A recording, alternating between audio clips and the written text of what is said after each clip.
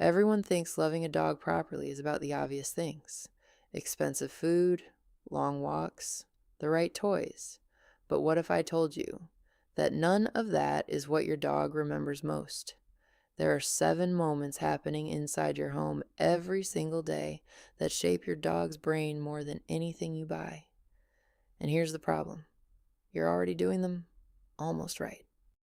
Every time your dog looks at you and you look back, something invisible happens between you. Not emotionally, biologically. In 2015, researchers at Azabu University published a study in Science measuring oxytocin levels in dog-human pairs, and they found something shocking. When a dog and a human hold eye contact, oxytocin rises in both at the same time, the same chemical responsible for bonding between parents and children. Same system, same reaction. But then they tested wolves raised by humans. Nothing happened, no loop, no response, which means this connection exists only between dogs and us. So when your dog looks at you and you look away, you're interrupting something that evolution spent thousands of years building. Hold the gaze just a few seconds longer. You know that voice you use with your dog? Higher pitch, softer tone, slightly exaggerated. You'd never use it with another adult. But here's what most people miss: tone alone is not enough. Researchers at the University of York tested how dogs respond to different types of speech: warm tone plus meaningless words, neutral tone plus meaningful words, and both combined.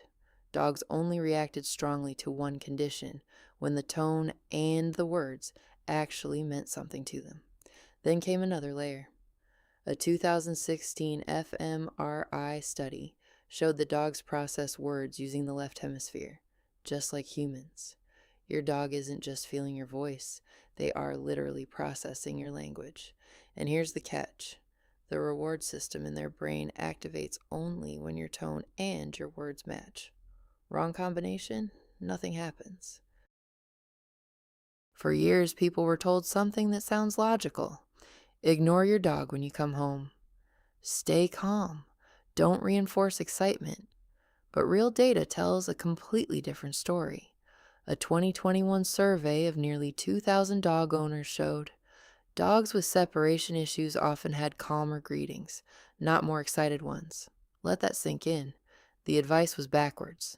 Then, a 2014 study measured oxytocin and cortisol during reunions. Only one thing worked: physical touch plus verbal greeting together. That combination kept oxytocin elevated, which means this moment is not about discipline, it's about chemistry.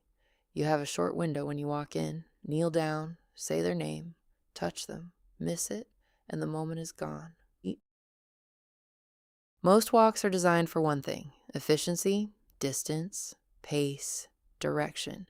From your perspective, it makes sense. From your dog's perspective, it's a guided tour they didn't ask for.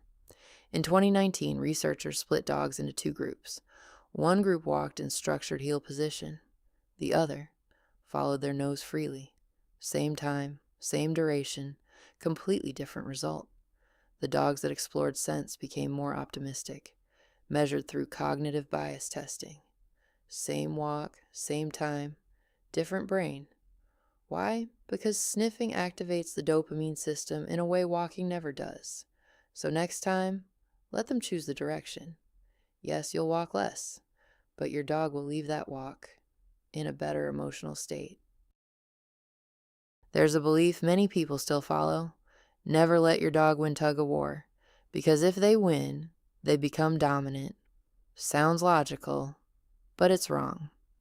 In a study with golden retrievers, researchers tested exactly that. Dogs played sessions where they always won, and sessions where they always lost. Result?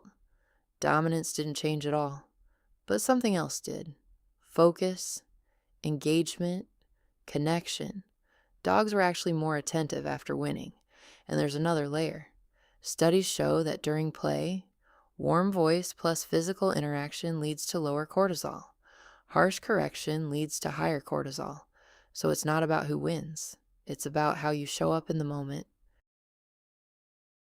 Here's something most people underestimate.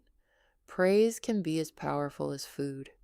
In a 2016 brain imaging study, dogs were trained to associate symbols with food or praise. For many dogs, the brain reacted equally to both. For some, praise activated the brain even more than food. And when given a choice, they chose the human over the food. Now here's the part most people ignore. Training style matters more than duration. Dogs trained with punishment showed higher cortisol, more pessimistic behavior, stress that carried into the rest of their day. Reward-based dogs, calmer, more confident, more connected. You don't need long sessions, just 3 minutes before feeding. That's enough to reshape how your dog sees you. This one sounds almost too simple. Sit with your dog, do nothing, no commands, no petting, no play, just presence. Studies on shelter dogs showed something unexpected. Passive presence reduced cortisol almost as much as active interaction, but a more recent study added something deeper. Researchers tracked stress levels in both dogs and owners and found the strongest predictor of dog stress wasn't behavior. It was this: the owner's mental state, specifically rumination about work, thinking about problems, replaying stress. Your dog feels that. So when you sit next to your dog, they're not reading what you do. They're reading what's happening inside you. Put the phone down. Close the mental tabs. Actually be there. Here's what connects all of this. None of these require money. No special equipment, no complicated routines, just small moments.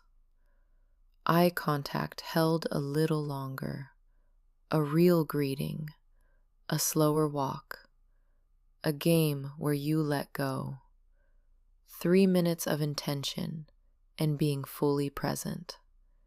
Because your dog's bond with you is not built in big actions. It's written in chemistry: oxytocin, dopamine, cortisol, tiny signals repeated every day. And the question is, are you building that bond or slowly breaking it without noticing? If this changed how you see your everyday moments with your dog, subscribe. And tell me in the comments, which one of these surprised you the most?